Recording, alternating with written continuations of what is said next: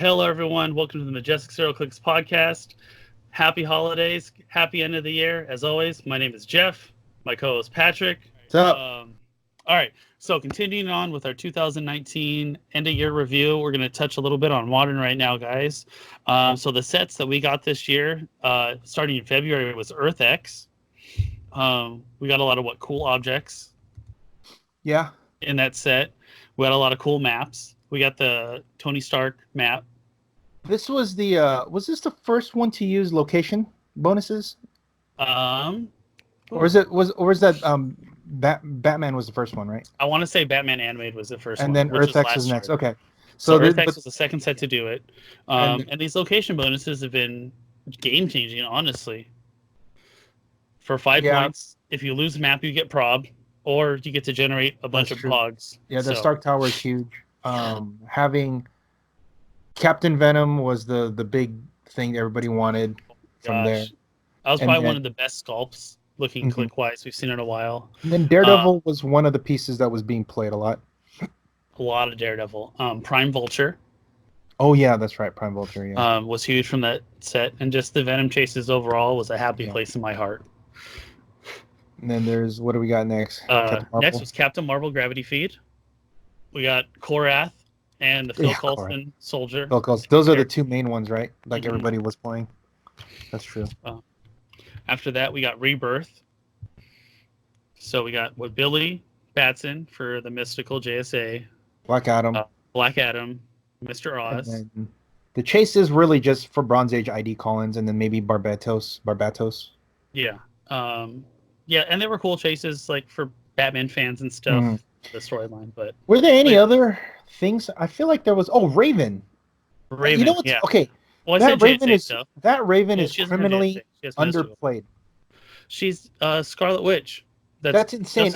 That's why when I played it on the Slate team for Bronze, I was like, why isn't this being played in Modern? Because she's a mystical. I was playtesting her with the mystical team with Strange and some other stuff. Yeah, so nuts. And she can carry people regardless of symbol if they share keyword. Damn, they're all mystical. Oh, I know. She's good. She's a little squishy in Modern. Also, she's monster. Hello. So it's weird, right? And I played it on the team.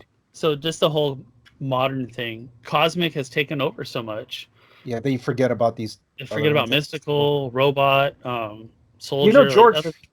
George won with Black Adam this weekend at he did in Michigan.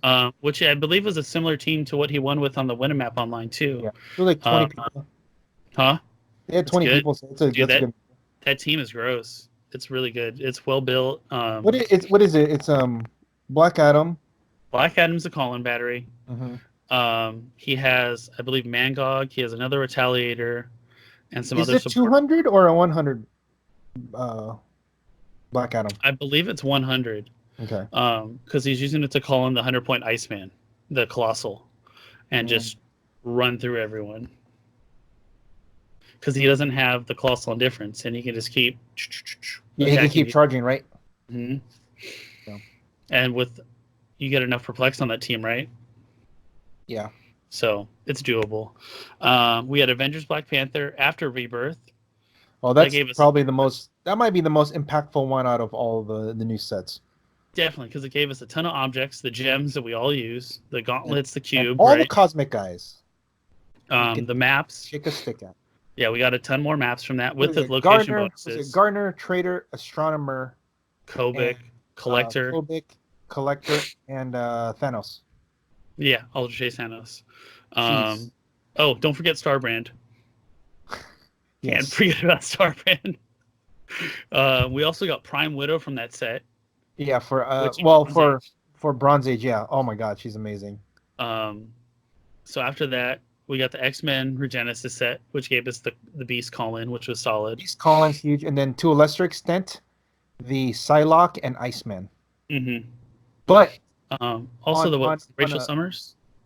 Well, actually, a lot of these are for icons, but the main one actually, if you really want to break it down, the Magneto, the prize Magneto with the Joseph. Hair, yeah, he's the really good one in stupid there broken. as an ID call-in. So that's a huge one.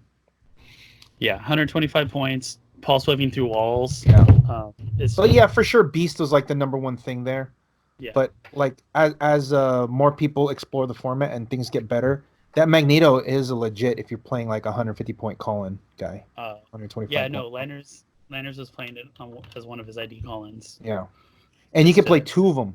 So. Let's see. So after Genesis, we had some Star Trek New Generation. We had 2 sets. We got some Qs, which were awesome. We got a lot of Cosmic Friends.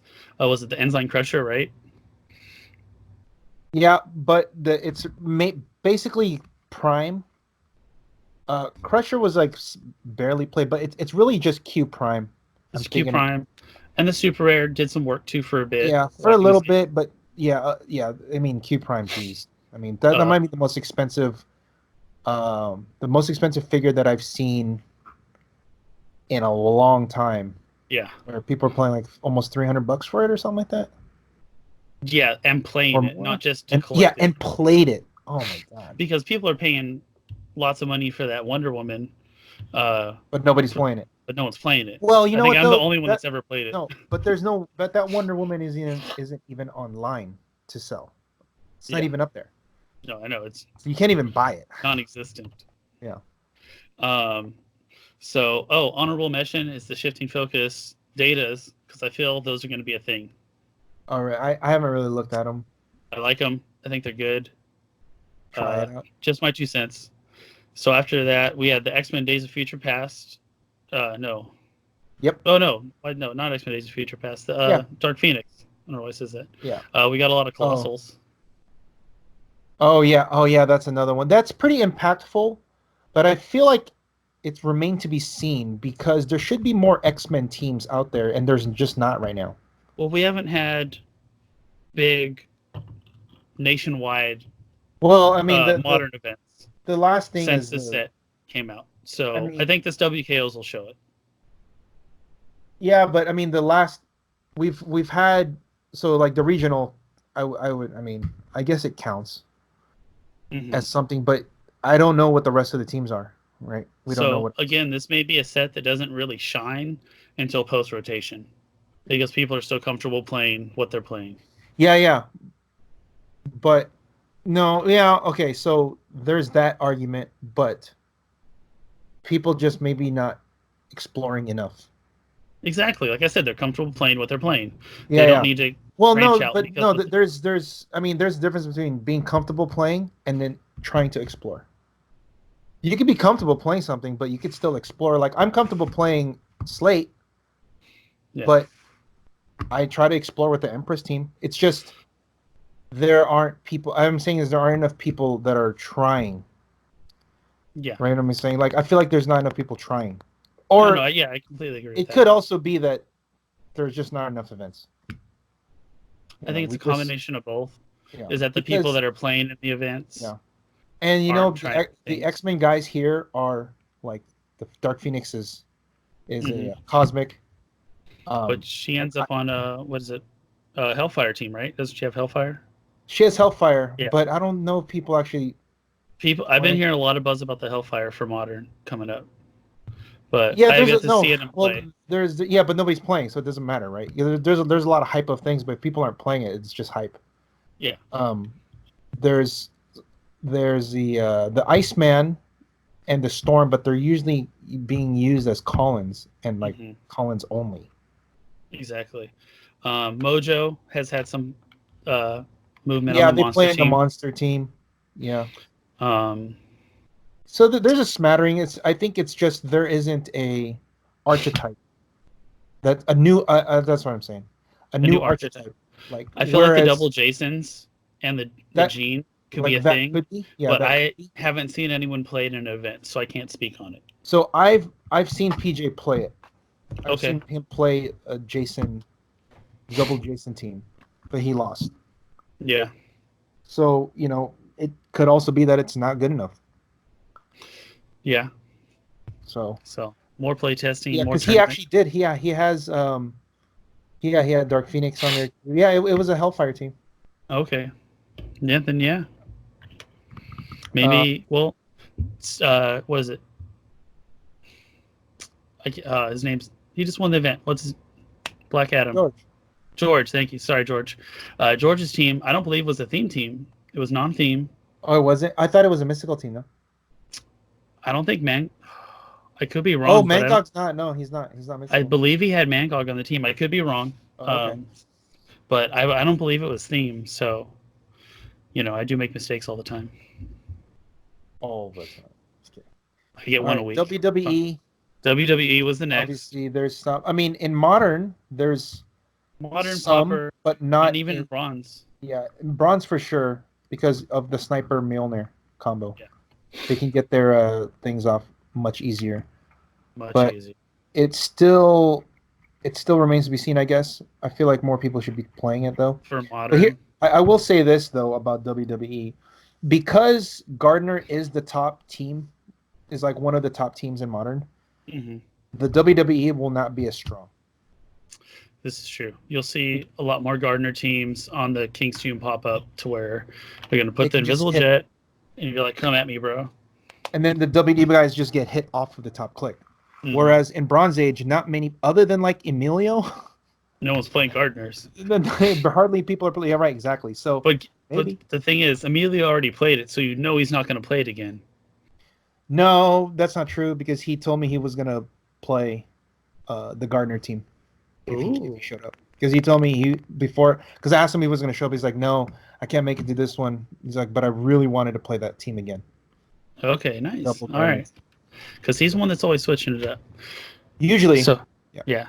So we'll go to the LEs for the year. We got Storm for Marvel, Isaac. Yeah, Exospecs, some 10 new Mandarin rings, bunch of rings. So we got some cool stuff. Superman Prime, which is still very elusive there on the internet. Lobo's made a difference. Honorable mention to Static and Gwen. And then don't forget Orville. We got a new rule book and a new map. Oh, that's right. And I think and one of the new pieces in there is pretty good. Yeah, it's the one that generates the Pog. Yeah, feet. Is that the one that makes the Pog? That's the one that makes the Pog that gives people sidestep or whatever? Yeah.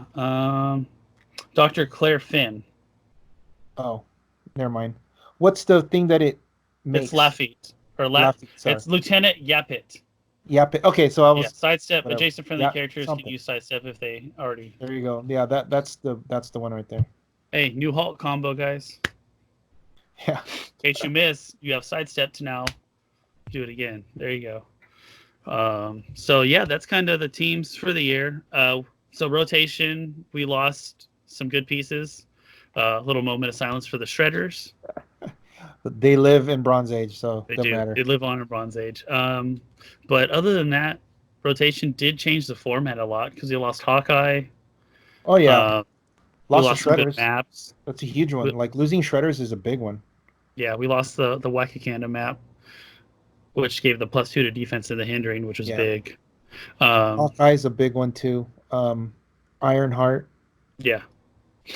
Yeah. Overdrive. Oh my god. Oh yeah, Overdrive's a huge one. Overdrive is huge. So yeah, lost a lot of good pieces. But Sam Cap. Oh my god. Cap. But again, all these live on in Bronze Age, so they're not lost for long. The Nationals team was Hulk and Hawkeye, right? No. Hawkeye, yeah. No, was it Hulk Hawkeye or was it? No, I'm sorry. It was Hawkeye and Vulture. Hawkeye and Vulture. And then Nationals was Kobik, Q, Trader. Oh, that Worlds, you mean? Worlds, yeah. Sorry, Worlds was no. No. Worlds? Isaac's team? Yeah. No, it's Astronomer, Trelane, Q, Gardner. Okay, oops, yeah. I thought it was I don't know if Gardner, but I know for sure it's Astronomer, Q, Trelane. Astronomer, Q, Trelane. That makes sense. And then he had Groot and Trader. I believe. Okay. Trader. Cosmic. Yeah, it's a Cosmic team. Yeah. But he had double dice manipulation, so. Yeah, that's rough. And then, that kind of wraps up the modern for the year. Yeah, Cosmic Isaac started off X-Men. Hold on. Isaac has cemented himself as the best player in the world. Kudos to you, sir. Because he doesn't have Like he won nationals last year, and Mhm. he won worlds this year. Yeah, That's like like it's I mean, ridiculous shit. consistent. What are you gonna do? And he was also the Rock champion. So if he gets if he wins the team worlds, Hmm. like regular team worlds, then like shit, he's won every major thing that you can think of. Isaac start finding some good partners. Yeah, I know. Huh? I mean, Scott and Ed are pretty good, but I mean, Yeah, Coles. it is a team game in that sense. So Yeah, like he can only go so far. but yeah, no, that's very cool, man. Congrats to to Isaac for winning all that stuff, Yeah, and yeah, being the best player in Heroclix right now. yeah. I mean, I feel he is. I mean, some people might still say Easton, but Isaac's accomplishments can't be denied. Yeah, oh, it's writing on the wall, man. It's can't argue that. All right, Popper, it happened. Um, yeah. It Okay. happened. Anyway, so Bronze Age. So what we put together for you guys is a list of our top 5, top 10, just kind of top things oh, in just in like our a lot. format. I know a lot of the other the shows, the content, they already do the modern top lists, so we don't want to like be almost redundant. Because So we're their gonna go top with list would yeah probably be our top list. yeah a It's lot all of the same. So we want to change it up, and also Bronze Age is our bread and butter, and it's contrary to what like some people might think, it's actually more exciting than modern, in my opinion, because I would of the concur. non-homogenized teams that you see. So Yeah, uh, more very true. parity, let's say more parity as opposed to just one dominant thing. So okay, so let's start with well There's a lot of let's cooks in the kitchen. let's do the players at the end. Okay. We could talk about them, but let's go ahead and do them. So what you got? Start off with resources. Top 5 resources. So just so we know, it's gonna be from 2019, the stuff that happened 2019, not what happened last year. Yeah. So anything. So it was the summer Open Series, the fall Open Series events that happened, which we gathered the data from and what we Yeah. put together from our analysis. Yep. Um, so Number 5 number for 5 resources. This is the for we're on resources resources right now. is Pandora's Box. Not a lot of people are playing it, but it won the first Open Series Hmm. for the summer, right? And then it got second place Hmm. in the fall. And there's a So, lot of top teams that are playing Pandora's Box. You just like Tony played on the Nighthawk team, mhm, Nightwing team yeah, now, or the Batman Inc. team. But the Pandora's Box, Tony's the only one that really played it like this. And this used to be a strategy before, where you would play all 7 sins and try to empty the box, mhm. so you get your guys on God mode, all of them. You don't see that very often now, if any, but uh, because a lot of people are playing only like 1 or 2 or 3 even Yeah, sins. But the way to really get the full potential out of this is to play a full 40 points and then get all your guys empty, like assign all the sins on all your guys, and then just like go to town. yeah. The God mode, if I remember, is really powerful on there. It's like +1 to stats, and then you get like running. You get all kinds of stuff. And you also get to pick a DC power or DC team ability, and all your guys can use it. Yeah, it's it's pretty good. So and obviously Sidestep's one of the best like support powers you can get, Mhm.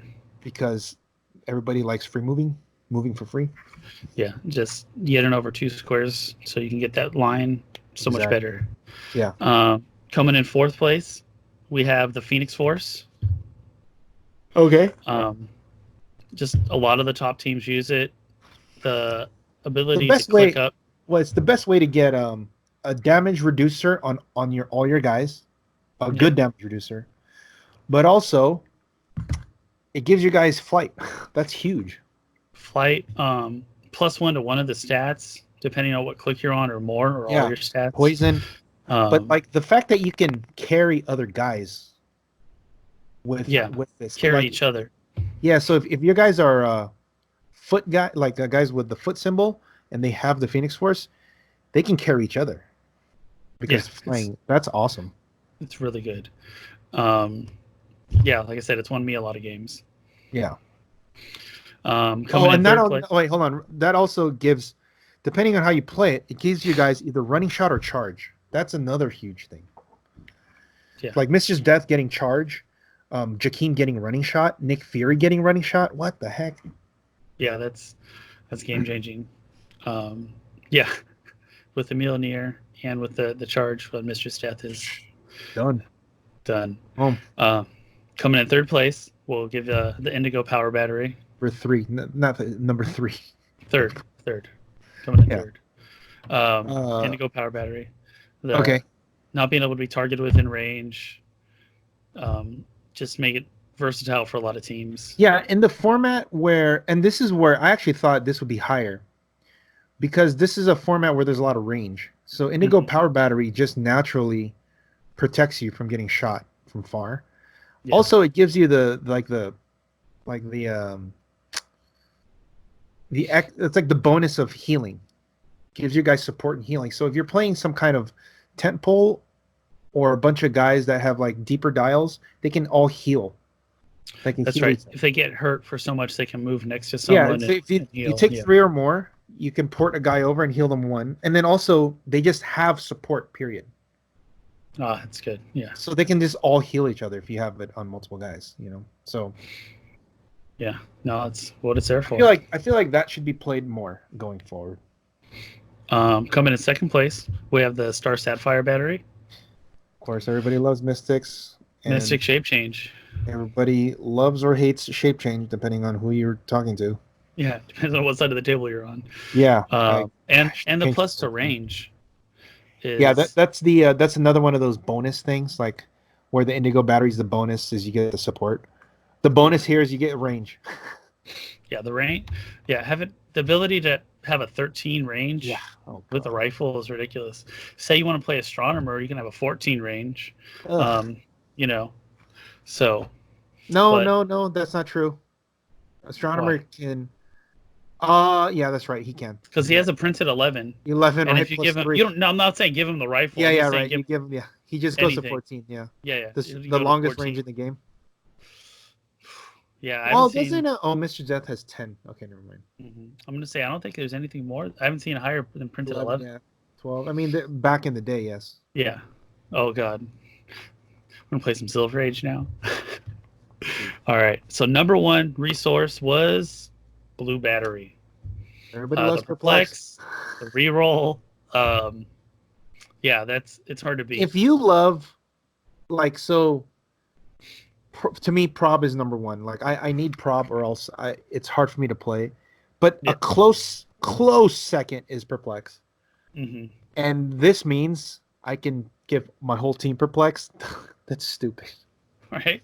Oh, and then you randomly get to. Oh, and the bonus is I get to reroll my super sensitive shape change. What the? Or impervious. Like, what the heck, dude? That's Yeah. So the perplex, I think that it's like, oh well, you can only perplex up. Oh darn. Well, guess what? I'm mostly gonna be perplexing my attack, mostly, right? Just like when they say you can only use prob, but only in your turn. Oh darn. Well, you know what? I'm usually using prob to make sure I hit. Yeah. It's weird, right? Like, you normally want to use prob. If let's say prob costs 20 points, period, right? Let's say 20 points to just have prob. I would pay 10 to say, if I had the clause of only using it on your own attacks. Yeah. I would, it's like, well, you can't use it on your opponent's turn. You can't use it on them. I don't care. I just want to make sure I hit, because using it on you to make you miss is much harder than using it on you to hit. Yeah, like the theory is you want to control your game. Yes. If you can control your opponent, cool, that's great. But you need to focus on your plan. Yeah, you got to make sure you can execute your plan. If your plan means you need to hit this attack so Finn Balor goes off, you need prob. But if your plan is, well, I hope they miss, man, that's a really, really rough. That's tough. That's why you know how there are a lot of there are pieces out there that say like prob, but can only use on your opponent's turn. Yeah. Like those pieces aren't played. You probably can't even name one piece that does that because nobody uses it. But there are pieces out there that say that. Like you can only use it. It'll say like you can only use it on your opponent's attacks, or you can only use it on your opponent's turn. Like one of those. And I remember being like, well, that's not helpful. Yeah, exactly. I don't care. Yeah. So, all right. I don't see power, but I don't see blue going anywhere until Nighthawk is seen more. If Nighthawk is seen all over the place, then the blue has to go away because the main thing is perplex. So yeah. And like I said, Nighthawk, as helpful as he is, will lead into our disruptive pieces. So he is our number one disruptive piece. Okay. We'll go backwards. Our disruptive pieces. Spoiler alert. Jeez, we need to work on this. Is number 5 for our disruptor pieces is Peace Machine. So the disruptor, it's like things that disrupt game plans. Mm-hmm. So things that like say you can't carry, things that say you can't place objects, things like that. That's a disruptor, and they have to be figures. This are for figures because Green Battery could be on here. Yeah, but they could also be on like White Witch should. So White Witch is the Green Battery as a figure. So but anyway, no one is playing. But no one's playing exactly. So Peace Machine. Number 5, 5th place. Yeah, number 5 stops you from doing your combo 12 damage Venom attack, right? Yeah, like Venom Hulk You're attack. only taking 6. Yeah, max 6. Like yeah, and that's obviously works really well with pieces that have deep dials because then you need to, or because you need to do more damage, or pieces that come back. Yes. So because a lot of people will try to one shot a piece so they can like bring them back and then kill them again. Mm-hmm. But with Peace Machine, you have to do it. So obviously in Shredders, you have to do it multiple times. Yeah, you're gonna have to double the attacks, or if you want to dump it all in a Peace Machine, that's fine. Yeah, exactly. It takes 2 to kill them. It takes 2 to kill them exactly, and like Turtles is another one because you can do 5 damage, you take 1/4 off, but if with Peace Machine on the board, you have to do it twice just to take off 1. Ugh. Yeah, that's rough. Yeah. And as a more bonus, he's got TK Outwit, and it's TK Outwit, and he's 50 points. So to call in all those great 50-point guys or less. Yeah, and he's got sidestep, 7 range, flies. so he's got mobility. Yeah, so Peace Machine's great. Moving on to our 4th place for our disruptor pieces, we're gonna do Finn Balor. Number 4, just stop. All right, we got to work on this. It's number 4, number 3, number 2, number 1. All right, number 4. Right. Number 4 on our disruptor pieces list is Finn Balor. And Tony just talked about that. So his similarities to Green Arrow, but on the main force, being able to turn after or again and again. It's hard to do turn after turn without leadership. If you really break it down, some might say, well, he's 70, he's cheaper. Green Arrow's 80. Finn Balor is actually 80 points because you have to give him Mjolnir in order for it to work. But the fact that he's WWE, oh man, it's really hard to even get to him. But yeah, like no defense for the whole turn. That's huge. So that means like any of those like stop click guys, no, Unimind, you're dead. Bye. If somebody's stacking defenses, you know how like some teams will have like ESD, reflexes, imperv, invincible, super senses. Like they'll just stack them all up. So it's like, what are you gonna Shredder clone? Yeah, it's like, what are you gonna outwit? Yep, you can only outwit 1. All right, how about all of it? Bam. Sorry. So yeah, it's definitely changed the game since it's come out, and I foresee it being on a lot more teams. Yeah. That was number 3. Number 3 is where'd it go? Lost my list. Mr. Mixlepick. Oh yeah. So this is the OG dice manipulator, but he can change any die, not just attack rolls or super sense or whatever. He can do it on leadership. He can do it on blades. He can do it on Nimrod. Oh, most anything, as long as it doesn't say it can't be re-rolled, he can do it. As long as you can oh my god, yeah. So the main one, obviously, he's using it for attacks and like on defensively super senses and whatever. Mm-hmm. But as a bonus, things like blades, leadership, but also then, like we said, like I was saying earlier, the Nimrod, like being able to change Nimrod's roles on top of having to, like, you can prob your opponent's attacks when they do a thing, but once Nimrod gets to roll his thing, Migsy has like a 6 showing. Oh, you're missing Nimrod. Sorry. Yeah. Yeah. So yeah, the manipulation raw team is definitely tough to deal with. And as a bonus, he can make people big or small. This is true. Yeah. This is true. Surtur is his new best friend. I know, right? Ooh. I know, that would be nice. If only it wasn't 70 points, but number 2. But yeah. Hold on, real quick, because the dice manipulation stuff is really big in Bronze Age, and this is like the king of that stuff. So I don't see him leaving anytime soon. No, if you're going to play dice manipulation, you're going to play him. The 70 points of your team is going to him. Yeah, for sure. And he can call in Hawkeye. Oh. Yeah. Yeah. So, 2 on our disruptor pieces list is Lydia Mailer. Mailer, the original like disruptor. Resource killer. Yeah, resource. Yeah. It's, and you know what's surprising is not many people play her, aside from like a couple Arizona guys and.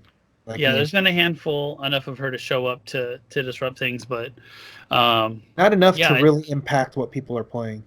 So the Slate team is my next team I'm going to be practicing with on a consistent. Yeah, it's really good. See what I can do with it. I like Chase it. Chase went 1-3 and he dropped. So yeah, my goal is to do better. But yeah, Lydia can. It's what makes her. Like she has like, that's the main thing you're using her for. But if you really break her down, she can be a potent attacker because she has super strength. Mm-hmm. Of course, attack is only 10, but if you have she has like a pseudo charge, where if she's in hindering, she can basically move 5 before she's given that action. So she can like move 5. She can place within 5 in attack. So to note, that's really, it gets away from plasticity and stuff because it places her as long as she can see where she's going. I don't even know if she has. I think she just has to be within 5 of it. But anyway, she also has a stop click. That's huge. Yeah. It's a stop click, and then it's stop click regen, and I believe when she phases, she can regen for free. I think that's what it is. But it's a stop click that's not a stop click, so the regen rules don't apply to it. Yeah, it's like a pseudo stop click. Yeah, so it says when so it means you can pulse wave her off of it because it's not stop. All it says is when you reveal it through, clicking it through attack damage. Stop. Yeah, it stops. So if you roll regen, it's not 1 less because it's not actual stop. So the pro is you can regen better, but the con is you can pulse wave past it.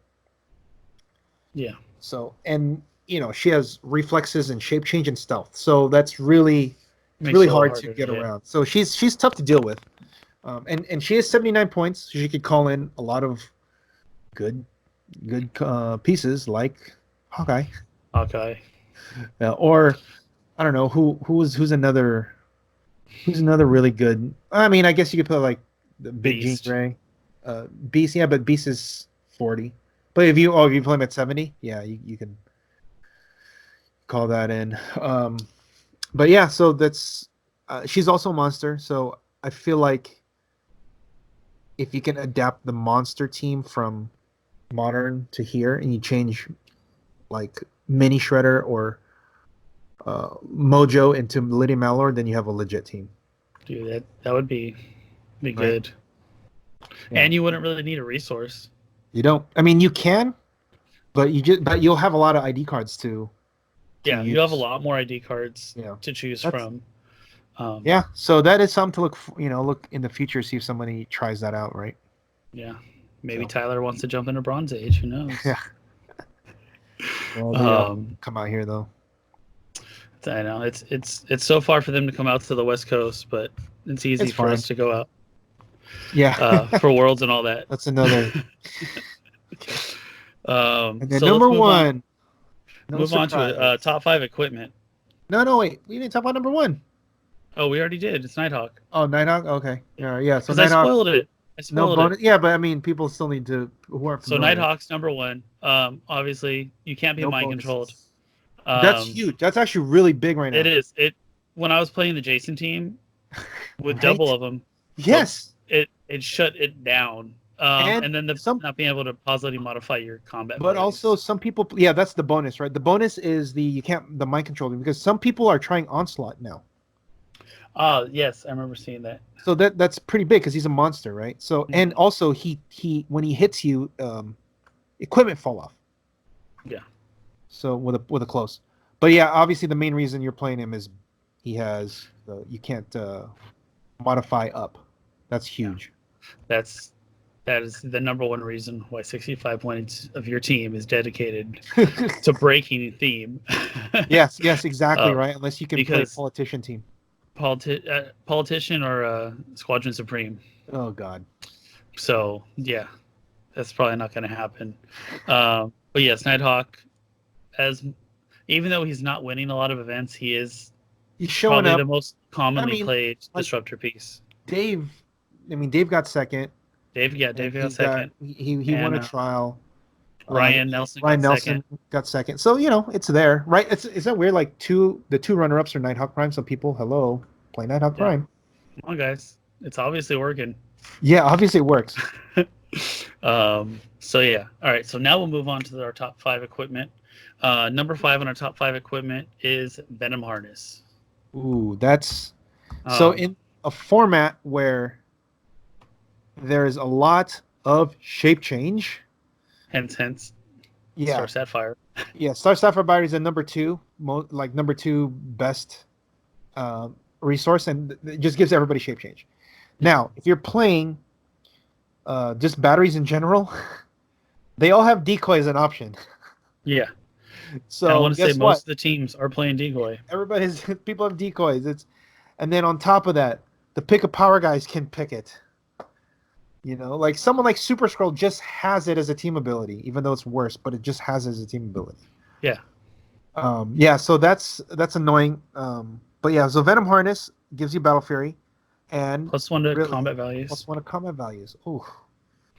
Yeah, it's good on the Turtle team. It's good on the Trickster, Daredevil team.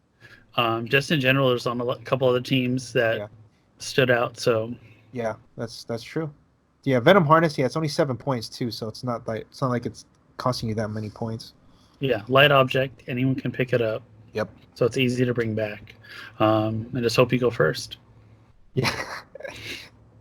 But honestly, in Bronze Age, the people aren't shooting objects like they are in Modern, because they need the time to set up their own. Yes. Game. That's a good point. So they're doing their own thing. Breathing room for the objects in. Right. The Bronze Age format. Right. They're doing their own thing as opposed to disrupting you. Yeah, they're like, I need to focus on my game. You do you. I'm gonna. And I think that's why we don't see Nighthawk Prime and Lydia Malor a lot. Yeah. Because those are specifically there to disrupt your opponent, but it's not necessarily advancing your own strategy. Which is kind of what you were talking about with the prob. I'd love to have prob on my turn, but I could care less if I don't have it on your turn. So exactly, you got to focus on your game. Yep. So number 4 on our top 5 equipment is the Time Gem. Ooh, okay, so giving prob is awesome. we just talked about how good prob is. But so there's a lot of cosmic stuff that are still played in this format. Gardener, Trader, Astronomer, even Thanos, those are still being seen in this format. Yes. So we still see Time Gem. Also, you can just pay the 10 points and just have prob. If you don't want to pay let's say you don't want to pay the 25 points for Atomica, you just pay 10 points and get this time gem and put it on somebody, right? Yeah, that's good. That's weird, right? It's like 10 points for prob. I'm like, what? I never thought I'd see that. Hey, you were going to pay 10 points for prob just on your turn. Yeah, and now we get it for both turns. Sold. All right, so number 3 on our top 5 list is the Zero Ring. Dude. So the free barrier for one, or the barrier. The power action is just good. So pairs well with protecting your figures. Yeah. And then also with the Tri-Sentinels. Yeah, that's what I was going to say. There's a lot of Tri-Sentinels in this format, huh? I'd have to say that was probably, if I it'd be number 1. As a retaliator? Retaliator used. Yeah, it's number 1, right? Because it's like, I feel like it's taken over Groot. Actually, no, Groot would be number 1. And it's 2? Tri-Sentinel would be 2. Yeah, because everyone's like the construct team plays it, the mystical team plays it, and the robot, they all play it. So the Zero Ring. I was actually surprised that this was up there. But I mean, free barrier. Like it was even played on the Captain America team, the Undying Cap. Yes. So, it's people like their blocking terrain in Bronze Age. But like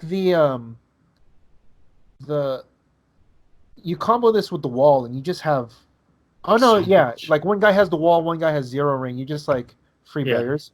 Well, you could do the same guy could have the Zero Ring and the wall, and you get 3 free, right? No, because they're both barrier. Oh, you're right. My bad. Yeah. If one's a power, yes. I got you. Yeah. Number 2 is Ion, of course. Oh, pick 2 powers. Like, pick 2 stats. You said equipment. Like, yes, these are equipment, ladies and gentlemen. Yes, they are equipable characters. Yeah, that are have the same rules as equipable objects. Yeah, 25 points. The only difference is you start the game with it. Like, you can't just put on the board and somebody has it. So it's similar to the characters that start the game with objects already equipped. With an equipment, yep. Without the option of doing it where you just put it on the board. Yeah. So 25 points. You get to pick 2 different powers that matches up on your dial, and then 2 different stats to increase as long as they're larger. Oh, yeah. 2 powers. I don't know what else you can do for 25 points, right? And if you're playing at the top, you're getting phase, TK, impervious, outwit, imperv outwit, like outwit, TK. Those are great support powers. Phase, if you need to get out. Imperv for additional defense. Like, what? Yeah. And then with the 18 defense and a 9 move, there's a pretty good chance that you'll get like a +1 on move and +1 on defense. Yeah. Or at the very least, you'll get like +1 range because it has 8 range. Yeah, for the most part, I feel like you're not going to get +1 damage or attack because it's 10-3. You know, and actually, almost every piece that I know will never get a +1 attack. It's true. Because the lowest you'll put this on somebody is a 10 attack. Right? That's the absolute lowest. Yeah. So you'll never get a +1 attack. But like the 2 powers is nuts. And then if you play them on lower clicks on certain pieces, they get prob. Prob, invincible. Oh my god. And then the movement power, I believe, you get +1 of defense for each action token, correct? You get, I believe it says they can use willpower, and you have quintessence, that's huge. Yeah. But friendly characters can use willpower, and if they can already use willpower, they get +1 defense for each token on them. Oh, there you go. So possible +2 defense, right? Oh god. For friendly characters. Yeah. Friendly to and yourself, it gives you quintessence, so you can't get outwitted. Ugh. Mm-hmm. Yeah, so it's good. But there is one that is above it, and then our number 1 slot. Oh man. Which is Parallax. Our yellow fearful friend, Parallax. So aside from people using it on Sinestro battery teams, which is great, right? Because it gives you the +1 stats already. on top on of top the of the Heroclix's -2. already, yeah, but also on top of Heroclix's great stats. Mm-hmm. People are just putting it on pieces that just because you could get like +1, because it's a 12-5, right? Isn't it 12-4, Yeah, he's got 12-5? high stats. So you're going to get +1 attack, +1 damage. The defense is 18. The movement's 10. Yeah. So the difference between this and an Ion is you get to pick 1 power Yeah. and 1 stat. This is the way with the rest of the entities, Right. in case you guys are curious. Yeah. Ion is special, so you get to pick 1 power, 1 stat to increase, and he's got what, invincible every other click. Yeah. So it's imperv up top, and then you get and then the damage power, I believe, is quintessence, and the negative perplex. perplex. But the second, like the main reason for some teams is when you go up against shredders and you get pinged for 1, you get to invincible and you pick invincible. Yeah. And now it's done. They have invincible, and I believe the damage goes up to 5. And then later on, and that second click is hyper. Breakaway. So yeah, like Super Scroll uses it for a bunch of different things. Lex uses it because of that. And then obviously the yellow battery teams use it, right? Like did the Barbatos team use it? I believe it did. Because I feel like it would if you're playing Sinestro battery. Yeah. The Superman yellow battery team uses it too. Yeah. That's good. So yeah, Parallax, be prepared to be fearful of Parallax. So let's see. We'll move on to our IDs. And these are going to be a lot different than Modern, for sure, because there's only 2 Modern cards on here. There's only 2 Modern cards on our top 5, yes. So starting off in our 5th slot, we have Beast Student. As we talked about earlier with the Wolverine Regenesis set. That's the only reason, right? There's no other Beast people use, correct? No. No, it's just him to get through the Battle Fury, because he gets the Battle Fury to get through the shape change. Yeah, with the +1 stats of Battle Fury. Or I've actually, like, it comes in very, very rarely, but sometimes you can use the outlet. Yeah. Situationally, yeah, of course, but I think the primary it's rare. The most thing is the +1 stats with the and it's easy call-in. It's 40 points. 40 points. 3 and you have a 10 for 3 with the +1 to stats. So it's true. Number 4 is the Batman. Batman, ID. You say? Batman. So this is the world's finest one for those who don't know. And it uses the old ID real name rules. Yes. So you can use Bruce Wayne on here. Which is Murder Machine, Trinity War Soups. There's just Bruce Waynes that have support powers that people are using. There's the one that has the Charge Battle Fury from the LE set. So there's a lot of different Bruce Waynes. It's probably one of the most popular figures, or most produced figures in Heroclix would be Batman. Right. So you have all the Batmans to choose from. But the main one is the Trinity, if you can afford it, playing the Batman from Trinity War, because it's 150 points and it has running. So it has Perplex, Prob, Outwit, Pick a Power. What the hell? You get to pick either an attack power or a damage power. Yeah, with a 12 attack. With a 4 damage. Yeah, 3 damage. 3 damage. Yeah. But he has Perplex. Yeah. It's no thing. 2 bolts. Yeah, and then obviously on larger teams you play Murder Machine and just murder everything. Yeah. So it's like that's pretty cool. Hawkeye. Yeah, I know, right? Why don't you play Hawkeye and Murder Machine? Oh yeah. Oh wait, Richard did that. Yeah. Look at that. He won an event. I know. Good job, Richard. We'll get to you later, sir. Yeah. Let's see. In our 3 slot is the Storm Bounty, with the new Storm Asgardian Storm coming out. That ID card is picked up in our floor mat with the Pulse Wave for 3, and then the knockback for 4. Pulse Wave for 4, knockback. Knockback. Oh, on top of that. So you're doing like 5, or if you hit them off a building, that's 6. Yeah. But also the bonus is you get to use the Prime Storm as well if you want to. And Tony was explaining, to use it on Q. Yeah, situationally.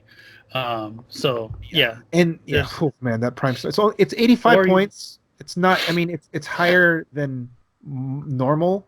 Mm-hmm. But if you're playing Ultron drones or like Undertaker or things like that, then this storm is very easily called in. Yeah. There's also the 150 point cosmic one. Oh, I believe it's Phoenix Force one, right? That was very popular for a while. So, oh wait, Storm, which one? No, he's not Phoenix Force, was it? the LE one, the cosmic one. She the wasn't Phoenix. She's the one in the white suit, correct? Yeah, it's 150 points. 150 points with a running shot pulse wave, yes. Yeah. She's not Phoenix Force, though, right? No. No, yeah, I'm sorry. Yeah. But the big one. Yeah, the big storm, yeah. Big storm. In our number 2 slot, we have the Shield level 7, of course. Probably one of the most versatile ID cards. Next to probably to say the Batman is the Shield. You can call in Nick Fury. You can call in Hulk from the TMNT, from the Thor set. Hawkeye. There are certain She-Hulks you can call in. Yeah. Because there's some good She-Hulks that have charge flurry. Kobik, if you really need to. Who? Kobik. Oh, really? She has shield keyword, I believe. Yeah, that's weird. I mean, I guess you really want to. I don't know why you would call her in. She does nothing. I'm just saying, it's a thing. Yes, you can. Yes, you can also play. You can also play Titano at full, but nobody's doing that. Well, if you want to take someone's team ability away, like some WWE stuff. Okay, all right, I could see it. Is she? That's not a bad idea. That's not bad. That's the nicest thing you've ever said to me, Pat. That's nice. That's a good one. I like that one. You take away WWE. So that's, oh my god, you randomly take. You're like, what do you have? Yeah, she has the shield keyword. Okay. Yeah. Hey, I mean, she's got perplex prob, right? We'll take it. Yeah, 115 points. That's Wait, not that hard to do. She's 115. Oh, 100 points. 100. I was like, no. She's I was thinking because of the cosmic cube, so you wouldn't even pay for that. That's perfect because 100 points is a good number because you can play 100-point guys. Yeah. If you said 115, I would have been like, I don't know. 100. She's 100. Okay. All right. I'm buying. All right. I like that. Okay. So people out there that want to get around WWE, play Kobik on your shield level 7. Shit. There you go. I love it. We're breaking the ground here. Good call. All right. So, of course, number 1. Of course, it's the surprise of no one. The only figure you're going to call in is the Dark Green Arrow. So is your Green Arrow ID. If you have an 80-point figure, you're playing this, so you're down 5 points. Oh my god! Yeah, that Green Arrow is. Yeah, that's right. You can. Yeah, your team is only 295 points because 5 points going to this guy. Yeah, there's no reason not to play him if you can call him in. Yeah, he has. There oh man, yeah. That's insane. But not all the teams. That's true. That means are rocking right a high enough point figure to play him. So yeah, like I was looking at Emilio's team, his Gardner team. They can't call this in. What were there any other teams in the top? Oh, the what you call it? The Construct team. They can't call it in. Rob's Construct team does not have any IDs whatsoever. Yeah, but like if you're playing, oh, I know what you're saying, right? Because the robot, right, the drone can call it in. Yeah, yeah. Jonathan's team can call it in. Right, because he's playing the drone. Right. So basically every team, other than a couple outliers. Oh, geez. Yeah. So. Well, Jonah's team can't. This is true. But he's not doing that anyway. He's trying to beat you up with Hulk anyway. Yeah, his thing is his team. Yeah. If he's having to shoot you with Green Arrow, something went wrong. Right. Something went very wrong. Yeah. But he told me he was retiring that team, so it'll be good to try something else, right? Yeah, it'll be good to try something new. That's the whole point of the format is like you can try different things. Exactly. The world is your oyster. Yeah. So that covers our top 5 IDs. Let's knock out our tent poles. Or do you want to save those for a little bit? We'll do those the last before the players. Okay. Do the attackers under 100. We'll do a support first. We'll do our support. All right, go for it. So top 5 support in our 5th slot or 5 slot, we have Mr. Oz. The prob from 12 squares away through anything. ignores everything, and he has TK. And the TK with the +2 movement. He's what, 40 points? Yeah, yes. he's 40, right? Yeah. Yeah, dude. His just helping teams so much between the extra movement with the TK or sending people back 2 squares when they're being TK'd to you. Mm-hmm. Just the versatility is good. Number 4 is Groot. Wow. The 2 pogs. Oh, that's right. We're not in the retail. We're not in the retail one yet, but we didn't do the retails. Yeah. Because they're Talk not. about it next time. They're not predominantly used enough in this format to be used. Yeah. But giving you leadership for 20 points, there's an extra action, is good. He gives you the Walking Woods, which is tying up people and attacking. Yeah. So. And he can retail. Yeah, and he can retail. So he's helping out a lot of teams. Yeah, Groot. Yeah, for sure. Groot is, and he's being played quite a bit too. Monster, Cosmic teams, and just even in that combo, the combo Phoenix Force team, right? Yeah, just breaking theme. He's with the triple Groot Dr. Lock team. Remember that one? I do. That's what I'm talking about. Well, he's even on the Turtle team. Yeah, because just because he's on the Slate team. Yeah. He's on a lot of teams. That's true. Number 3 for top 5 support pieces is Lockjaw. Being able to take 6 clicks or 6 attacks, pick any power. Pick a power, yep. It's hard to beat for 75 points. You can call in also. Yeah. Number 2 is Q Prime. Oof. So they're at 30 points, just so people. Yeah. So Q Prime at 30 points. It's dice. It's hard to beat, man. It really is. If you're gonna break theme, he's worth it. If you're gonna stick with theme, he's even more worth it. So, and then the number 1 support piece, who is also a disruptor piece. Yeah, Mr. Mixing. Mr. Mix. Yep. He's not only messing up your opponent, he's helping you out. Yep. Yeah. Making you big or small, can call in. Yeah. Yeah, he's good. So, yeah, he shows up in a lot of teams. And he's tiny, too, so you can carry him around. Yeah.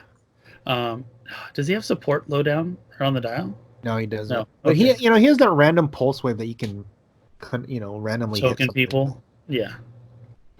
If there was a way, like, if there was a way that you can play a piece that said opposing guys can't use willpower, then he'd be good. Yeah, because you just token everyone. He just tokens everybody. I'm sure there is, but I think it's limited to you have to pick a keyword. I think you're right. I think it's like Senator Robert Kelly or something. Like if you pick a keyword and those guys can't use willpower, but that's kind of cool. If there's a lot of theme in this format, so if you just randomly, can you imagine you play that, you go up against like a monster team, and then you're like, oh wait, how many guys do you have? 7. All right, cool. Give everybody 2. I picked monster with. You're all dead. Jeez. Right? Oh my god. Insane. Yeah. Sorry. Play again. All right. So now we're going to move on to our top attackers, 100 points or less. So number 5 on our list, as Tony so elegantly placed earlier, was Finn Balor. Again, yeah. This is the we call it the green arrow on the board. Yeah, the walking green arrow, the double arm green arrow, the close combat version. So I mean, once he gets that signature move off, it's no defense when he hits you, and it's an 11 attack too. So, and with the flying leap, it's like a mini charge when he does it too. So, yeah. So, as Tony said, he's moving out 5 at least for the object. Moving out 3 with the flying leap, so that's 8 plus the 13 range you can get from the Star Sapphire. 21. Yeah, that's almost. It's like basically you're hitting the whole map. Yeah.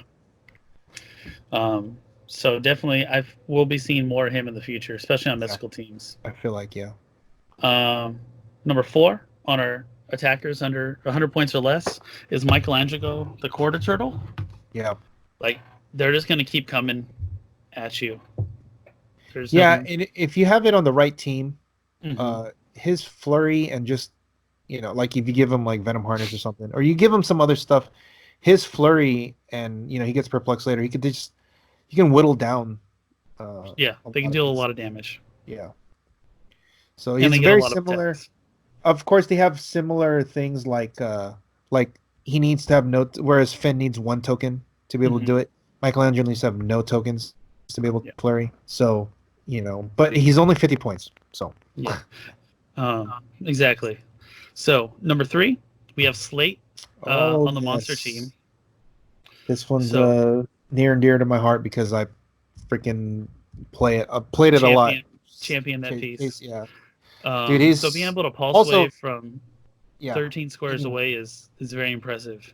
Full map pulse wave is insane. Yeah. And to me, what's more impressive is that he's from a set that nobody even knows that they made. They're like, wow. What? Bioshock? What's that? I was talking to someone about the team. I was like, I want to play Slate. They're like, who's? dude, that's what I'm saying. I'm like, from Bioshock. They're like, yeah. I played Bioshock. I know who Slate is. I'm like, well, he's got a click. They're like, the what? Oh, all right. Yeah, right. And dude, then they're awesome. Like, then they saw me pulse waving from across the board. Like, what's happening? Yeah, it's really good. I obviously. Yeah, you did a good job with that team, dude. Once people know, thanks. Once people know like what he does, it becomes harder to play because people know like they will have a game plan.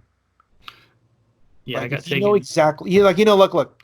Turn 1, I'm gonna move up. Turn 2, I'm gonna pulse you.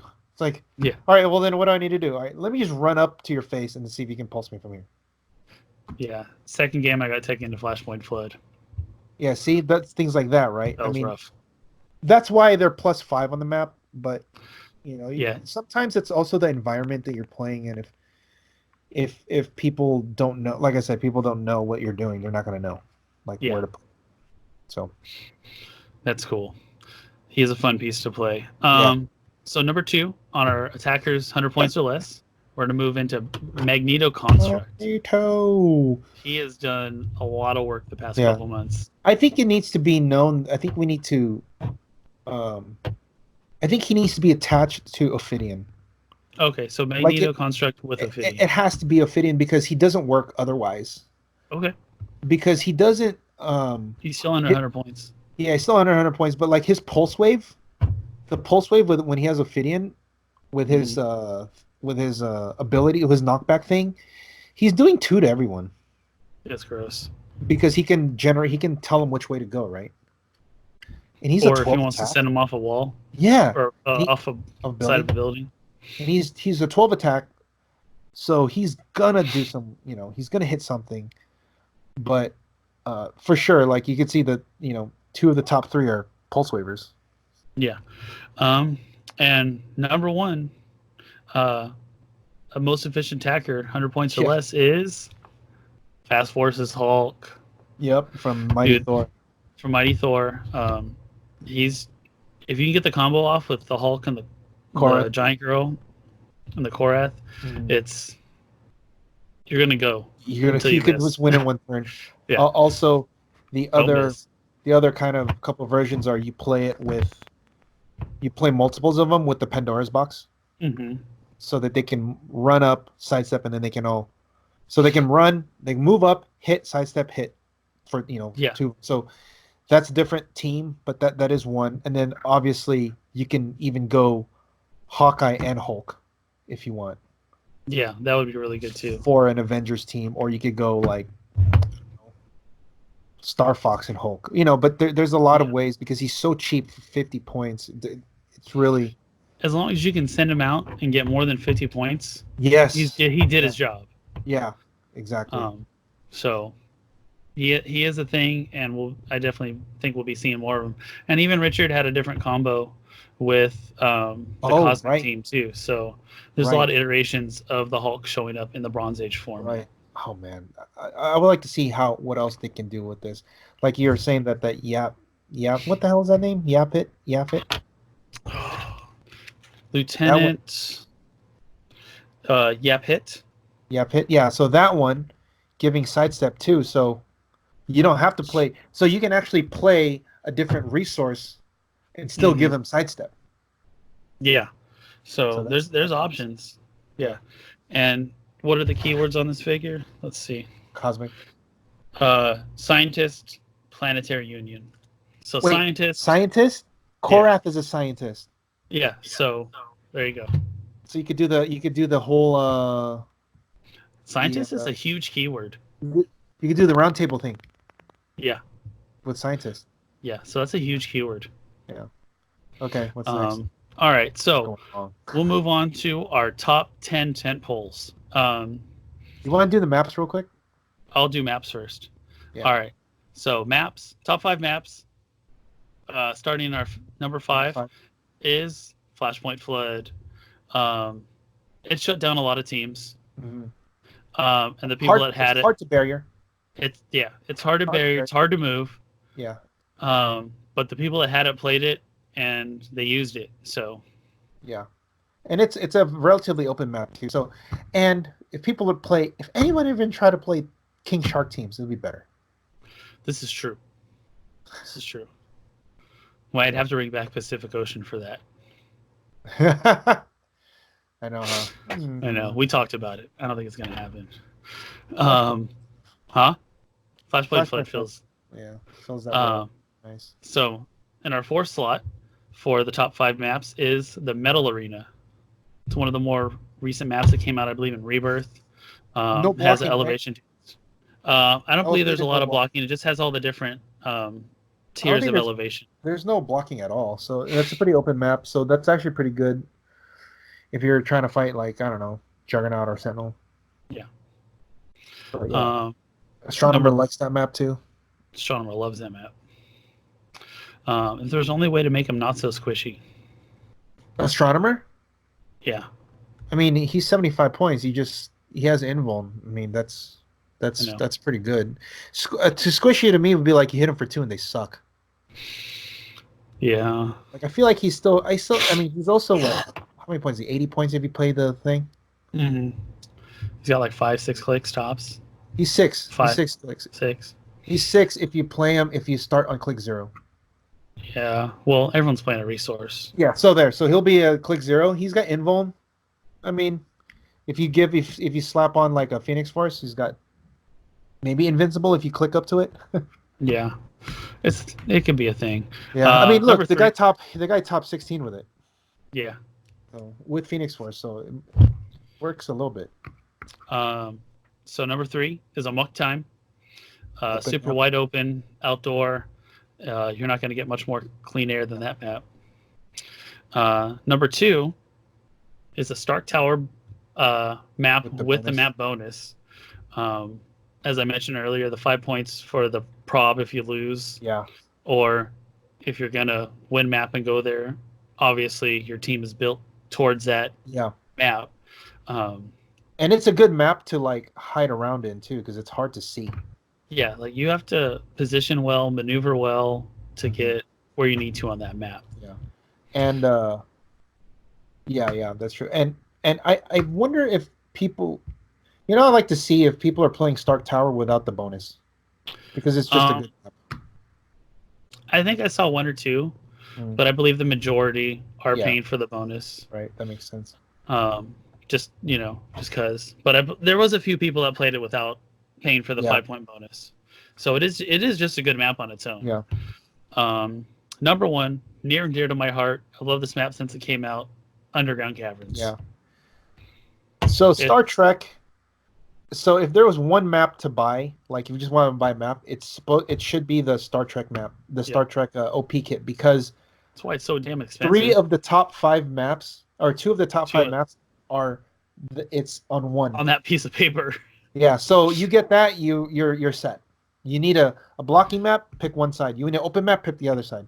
Yeah, no, it was the perfect map design. I wish WizKids would put out more maps like that. Yeah, because it was in one set that no one had bought. Yeah, but that's the thing. That's true. All right, so on to that was our maps. The tent poles. Tent poles. In our 10th slot, our tent poles. Yeah, we have 10 now because there's a lot more in bronze. Yeah, we couldn't narrow it down, so we expanded to 10. We can go a little quickly on these because people should know these already. Yeah, number 10, Quinjet.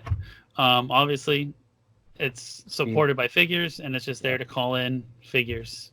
Yeah, and it's not quite 150 points, but it is 150 points because it doesn't work without ID cards.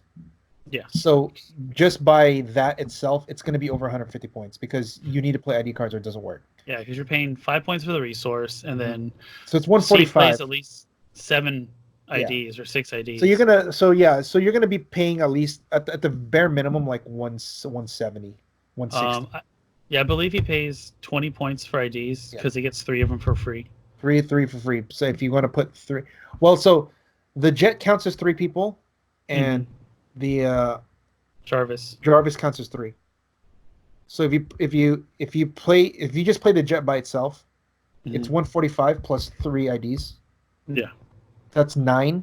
If you play 369, that's 154 points. Yeah, it's a lot of points. So it's 154 points. So it does meet the criteria of 150 or more because that's the criteria for 10 pulls. You have to be like at least half your team. Yeah. But the reason why it's number 10 is because it doesn't do anything other than ID call-in. And Steve is the only one winning with it. Yeah, it's true. Still really good though. It is very good. Yeah. Number 9 is a Black Panther with the gauntlet at 150 points. He's made it onto a decent, at least half of the different teams. I mean, it's a cosmic team. You could play it with the dice manipulators, and you play with blue. He has all the rollouts, and it's a combo ID / attacker because he could go into the running shot pulse wave, and then go into the call-in and attack. So this is like your basic battery / attacker team. It's kind of a 50-50 combo on both sides. So moving on to our eighth tentpole figure is Jakeem Thunder. So he's also not over 150. He's at 140, but you're paying for the resource. Yeah, no, but the fragment. Does he play equipment with him? There is no equipment or entity attached. Okay, because normally, if you're playing Jakeem, let's put it this way: if you're playing Jakeem, you're not playing him without either an equipment or resource. Let's put it that way, because he doesn't have a reducer, so he needs a reducer of some sort, of some kind, so that he can pick something else. Which means you're gonna play like Parallax or Eclipso or Ophidian or whatever. Or you're playing Phoenix Force and giving him that. So that puts him over 140 or 150. Yeah. But the way that he's being played though, he is not really an ID. He can't. So it's like a combo. This is a combo like Black Panther. But because he has pickup power, he's more potent. He's a deeper dial, better stats. Because of that, he's a better attacker. Yeah, I'd give him more of a 60-40, 70-30 attacker to call-in battery. Right? Yeah, I agree. Coming in 6th place, or 6th, we have Unimind. Isn't it 7? Oh, sorry, 7th. Unimind at 150 points. So it's the upgraded version of Jakeem. Yeah. Again, he's attacking. That's why he's number 7. Yeah, and he definitely has the entity attached. With the resource. But you're also playing the like at the bare minimum, you're not playing him without the blue flames. Yeah. So that's automatically what, 165? Some play 2, but mostly play 3. Yeah. So 160, 165 plus other shit, but like I mean he's got a stop click, point denial, he's got a bunch of powers, perplexes. Oh my god, yeah. So, and he can, you can use them as a battery, but having those perplexes, you can just use them as a freaking attacker. Yeah, hypersonic +2 to attack damage and try and kill something. Yep. Coming in at number 6, the Zombie Super Scroll. Yep. Who's Ryan Nelson? A upgraded version of the previous 2. Yeah. So Ryan Nelson did beautiful work with him in our the first Open Series this year. Yeah. Being able to pick 4 powers, that's and then being able to come back. He comes back to life. Oh no, excuse me, 5 powers because he has Parallax attached. Yeah, need to be clear. But he can come back to life, with the as long as he hits people, and then he can also bring them back to your side. Yeah, so he's turning them against you. So it's pretty good. I mean, Zombie Super Scroll, he gets kind of like outclassed a little bit. Maybe I don't know, outclassed, but more outshined because it's old. Mm-hmm. But Super Skrull is still nuts, especially with like the Sapphire battery. Unless you pulse him, he's not gonna die because the Mystics will make him come back. Yeah, I wish Ryan could have made it to the fall series. Yeah. All right, so coming in the fifth spot, we have Mojo.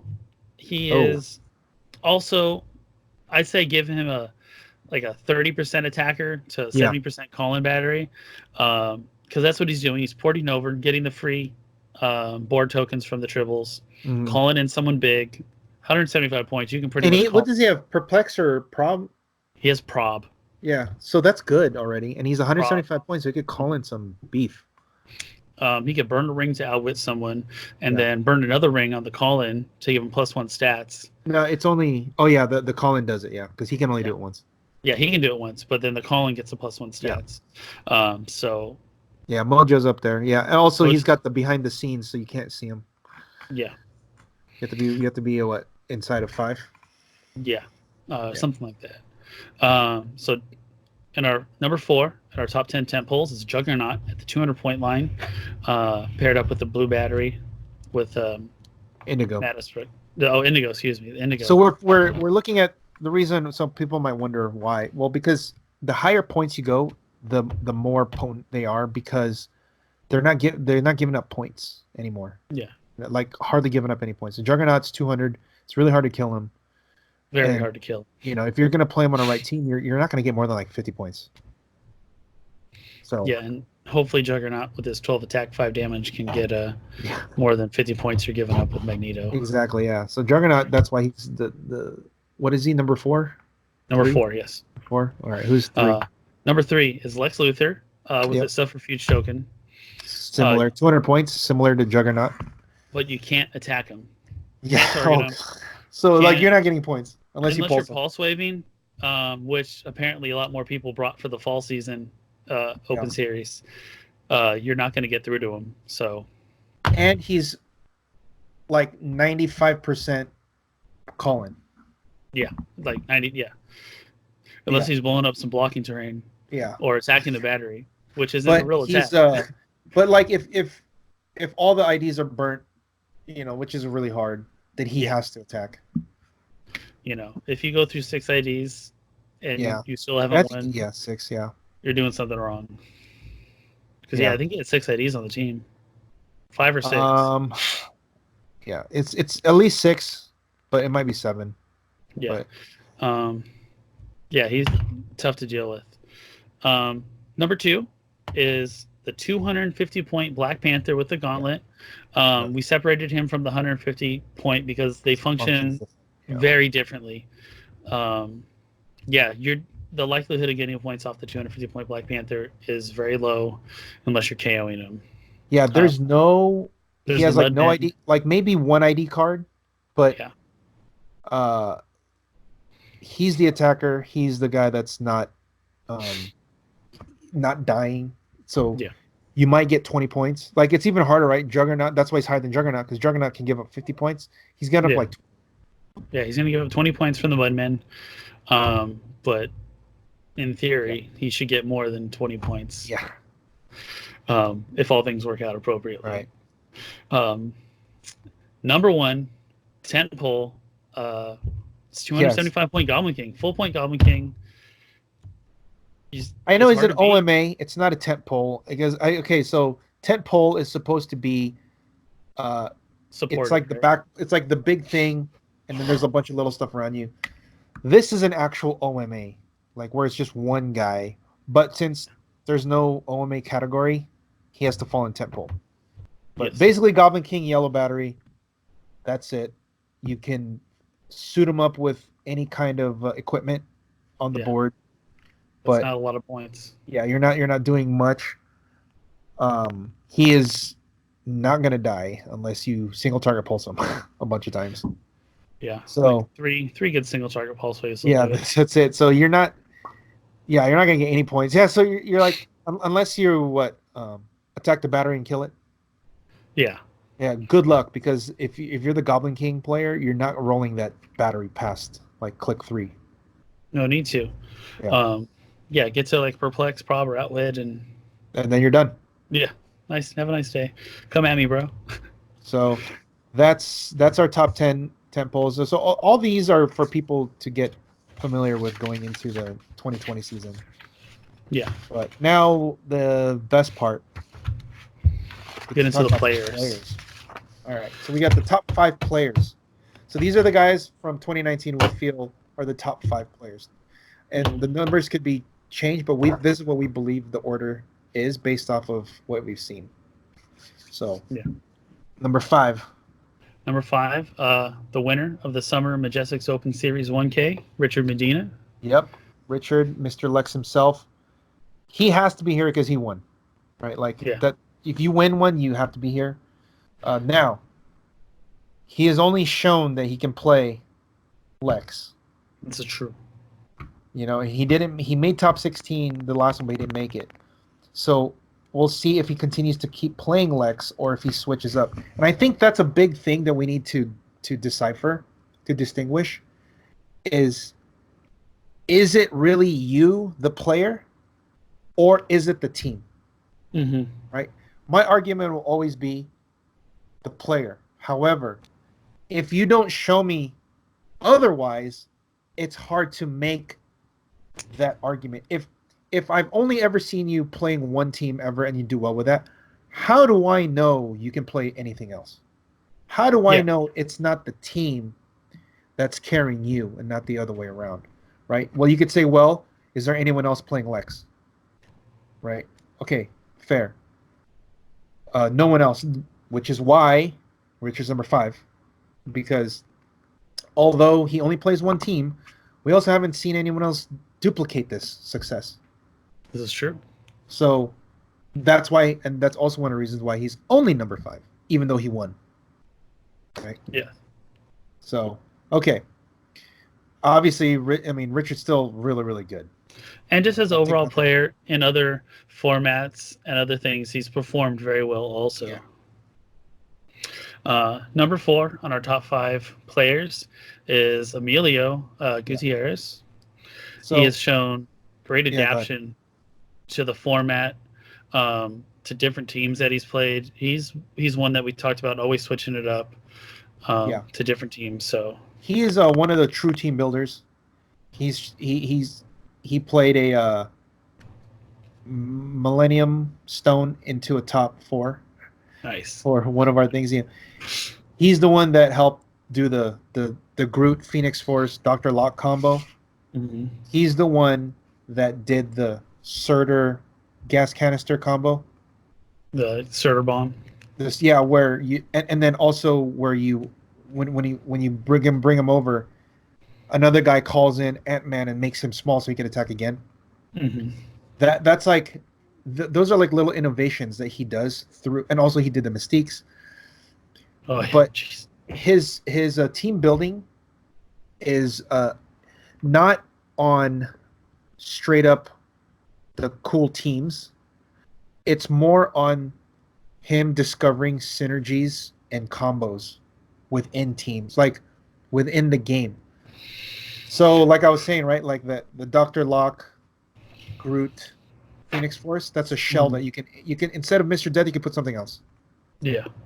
For the Surtur gas canister plus one, like some guy in the back that breaks it, and do the Ant-Man thing. You can put that into any team surrounded with anything else. The Mystique team, like that was like a super innovative, right? Like that's really crazy. And then he did the Vulture team, right? The Tangent Vulture. Yeah. So here's another thing he did. Doing the bat signal with a like a Kingdom Come guy up in front, basically calling forward a guy. He basically made that little thing because he was doing that before with Batman, the Kingdom Come Batman, next to the bat signal. Oh, nice. And Batman would pick up Omega Drive. And the next turn he would call over somebody from the starting zone, and then that guy would go. Now you could put that little shell into somewhere else. That's like all Emilio. So that's why, it's just too bad he doesn't get to play as much as I'd like to see. Yeah. But he's got really good ideas. Him as his brother too, but him more so because Gutierrez brothers have a lot of good stuff to bring to the table. So, number 3 could be a little controversial here. Number 3, he won the Open Series Invitational last year. Yeah, he won 2 trials this year and got 6th place. Summer and the fall, and he's got 6th place in the fall Open Series. Yeah. Steve DiCarlo. Now he has the same thing with Richard, even though we know Steve's really good, but he hasn't played something else, right? Yeah. And I'll point to this. He played a slate team, right? Mm-hmm. Against Esbrook, correct? Yeah. And the map that he chose was Amok Time. And this is why I'm talking about, because you only play one team. You're not really thinking about it next level. Yeah. There is no reason why you don't play Sporting Arena. A 0-0. You cannot tell me another reason why you don't play Sporting Arena if you win the map. There's nowhere to hide. It's hard for them to traverse. You can barrier anywhere. Yeah. And this is the most important thing about that. The most important thing. When you pulse wave the guy, they cannot retaliate. Because you're an indoor map and you double wall around your guy, around slate. Yeah, so they can't In order for them to retaliate like Carnage or Groot, they need to be able to punch. But they can't because they can't punch him. If you're on Amok Time, Groot's going to come over and hit you because you're outdoor. You could just see over it. Right? And so like, well, Amok Time is open. That's why I need to see. Sporting Arena is open too. Sporting Arena is wide open. It's even more open than that, except for one thing. It's indoor.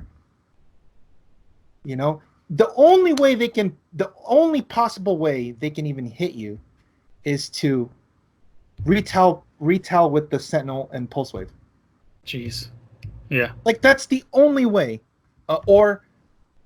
And you can't even do it. It's hard to do this. You have to call in Magneto, and Magneto has to retell you. Well, how are you going to do that if you're 18 squares away? Magneto cannot do that. He can't get close enough. So you can't be TK. No, you can't TK him. No, I said you can't TK Juggernaut. Oh yeah.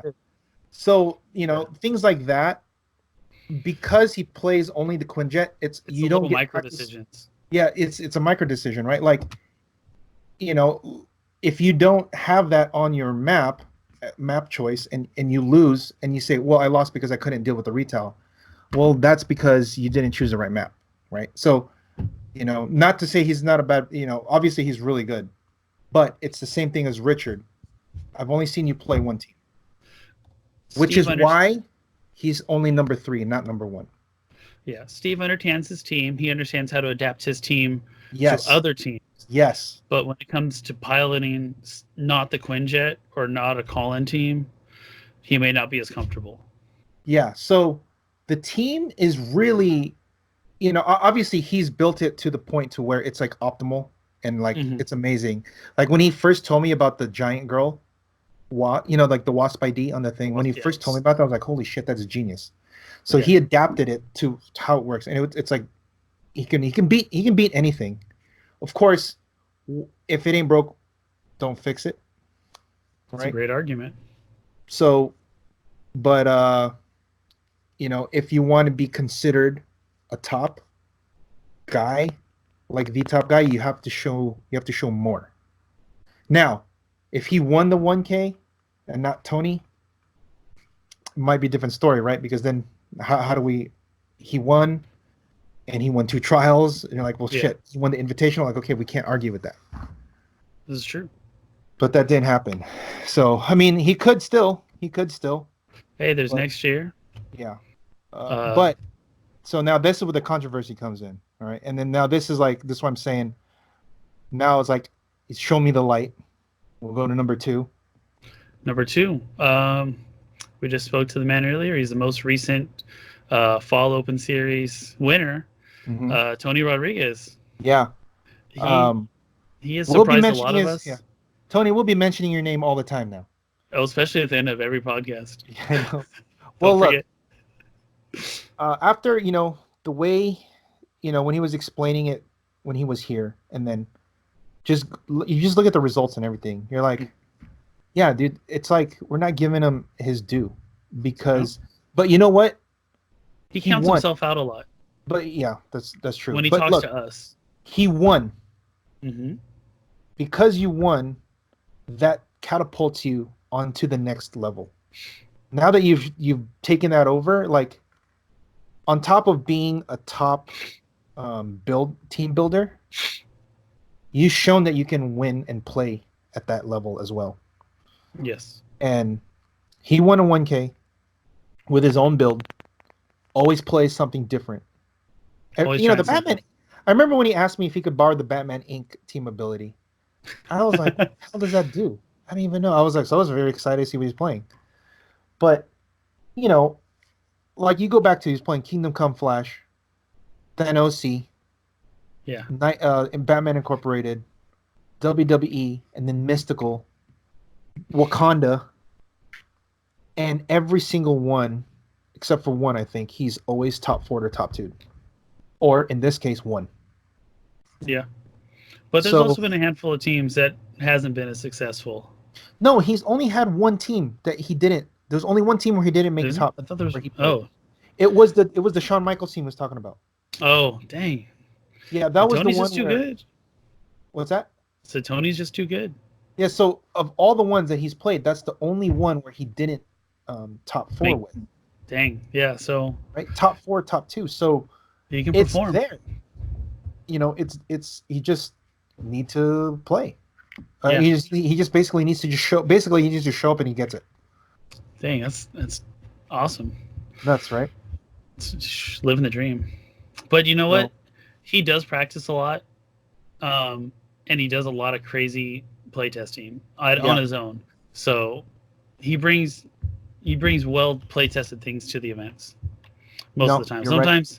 Sometimes he'll just throw it together and he'll get lucky, but he does put a lot of thought and practice into his stuff. No, yeah, and when I was watching him play, he does put in a lot of even though he might say he doesn't, just to try to save face or try to be cool and like I can win without practicing. No, you practice. He practices. Even though it might not be the traditional way, talk about it. Steve's like one of the brilliant minds in the game is there. So just through that, they're talking about it. And then he even mentioned they practiced the night before, him and Rob, hit the matchup against Rob. So yeah, he Steve was playing the Construct team exactly that night. So but apparently Tony still won. So yeah, but yeah, so he's number 2, and obviously our number 1 is like one of the guys who goes to basically every event. He's gone to almost every event. He consistently gets better each season. Rob Gallagher is our number 1 Open Series player for 2019. Yeah, and he's playing, and the next level for the reason why he's over Tony, even though Tony won, is because Rob's teams fundamentally changed the metagame. Yeah. When he played the Construct team, everybody plays the Construct team now. Everybody. Like it's a good team. It's a really good team.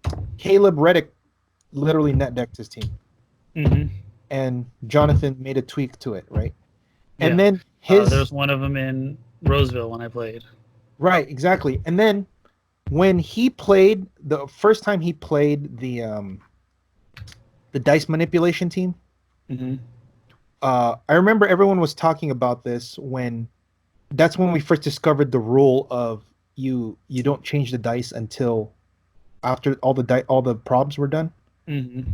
His team was the first team he played was Q, Migsy. Yeah. That was his team, Q, Migsy, and he had Daredevil. He played that in one of our trials, and then that changed how everything changed, because now there's dice manipulation teams everywhere. Alyssa played it with Nimrod. Michael Broderick played it. So he's like changing like the metagame looks like, right? So Yeah. Tony's doing it with his favorite pieces. Rob is doing it to change the landscape. Right? Oh, so yeah, like definitely. Both the green forward, battery. Yeah, the green battery now. That's another Green one. battery. Like you have to contend that. So we were talking about disruptive pieces in the game, and I put green battery on the list, and you told me no, that it's not a figure. But green battery is, I'd say, next to Nighthawk Prime, is probably one of the most disruptive forces. It can be, yes, in the Bronze yes, Age, for sure. Yeah. Because it catches people by surprise with the free actions. Because like Wes was one of them. He didn't realize how many free actions he had on the team until he could only use one. Whether it was the poison, the outwit, the free move with the Batman into the hindering. It just, So and you know, another thing was, he was the first guy that I remember playing in our series to play Gardner in Bronze. Okay. He was runner up to Steve, right? Mm-hmm.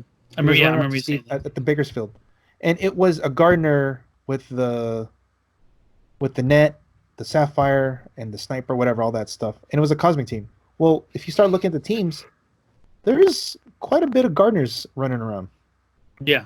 You know, now whether or not he had something to do with it, that's another debate. That's another debate for another day. But the fact that he was playing it first in Bronze Age and people played it after him was kind of like, well, did he have something to do with it? I'm sure it influenced some people when they saw the synergies. Looks like a duck. Yeah. So, I would like to see what he comes up with next, because I'm sure he'll think of something else. Yeah, I don't foresee him playing the Construct team for the new series. He'll switch it up. He always does. He's like Tony in that aspect. They never play the same thing twice. Well, for at least for the season. Yeah, they did play their teams for the season. Yeah. But yeah, so it was a great 2019 Open Series. A lot of fun team builds. A lot of cool stuff happened. Very long podcast. Sorry, guys. You might have to put this as a two-parter or whatever. Oh, yeah. I'll do the Tony thing as one, and then yeah, okay, that works. But yeah, okay. So let's go over real quick before we go the trials going forward, because we already have 10 scheduled, basically scheduled. We just needed confirmation. So we have dates for 6 of them. We're just waiting on dates for 4 of them. So January 11th is the big day. We should call that. We should bill that as the trial day. Yeah, no, it's the trial day. We're having 4 scheduled so far. All far from each other. So yeah, I'm hosting in Newark, California, Eclipse Collective. Gongai Games up in Oregon. Portland. Then down to you in Santa Ana at Majestix, and then Arizona. Youngtown, Arizona, January 11th. All January 11th. All January 11th. So we should do like a little competition to see who can get the biggest turnout. Yeah, that'll be good. We should do that. We should post about that Bronze Age discussion. Yeah, I'll work on a little award for the winner. Okay. It'll be like a golden. It'll be golden something. I'll buy some gold spray paint. I'll see what leftover clicks I have. Golden shower. Okay. Hey, that's behind the paywall, Pat. I like gold. I like showers. You teach me good time. All right, so January 19th. The next one is January 19th. Tony just confirmed it. Comic Con Torrance. That's a Sunday, week after ours. Mm-hmm. And then the only other one we have is Brave New World in Newhall. That's what Chase will be running. It's February 8th. That's going to be the week of the release of Captain America. So there's really going to be a lot of product there. It's not going to be legal for our event, but there's going to be product and battle royals for people to play there. So that should be good. And then we have the 4 other events we have is Roseville, which is Ernie's, Bakersfield, and both in California. Bakersfield is Armando, and one in Florida and one in Lake Worth, Texas. Nice. So we just need to get the confirmation, and we should be good to go. Nice. Yeah, I believe Alan's coming out in March. Nice. Well, Boogeyman. he should go play in Lake Worth, Texas. Yeah. Try to win there. He's in the Woodlands, I want to say. I don't know how far that is. Yeah. I don't know. I don't know where. It's a big I know state. where I've been there because he plays at the where I've been into. I've been. Yeah, I know the story you're talking about. Space Cadets. Yeah. Yeah. So, all right. Well, that's coming up. We have all the kits are going out. You know, the dice. Have you seen the dice? You haven't shown me the dice. Okay, I will send it to you. But it's pretty cool. We will be back next week, right? Yeah, we'll be back next week. I guess until next time, guys. Ooh. Happy New Year and Perplexity. Nice. They did a good job. When in doubt, Perplexity attack. Don't forget to practice on your dice, guys. Take it easy. Shake it, Cali. West Coast.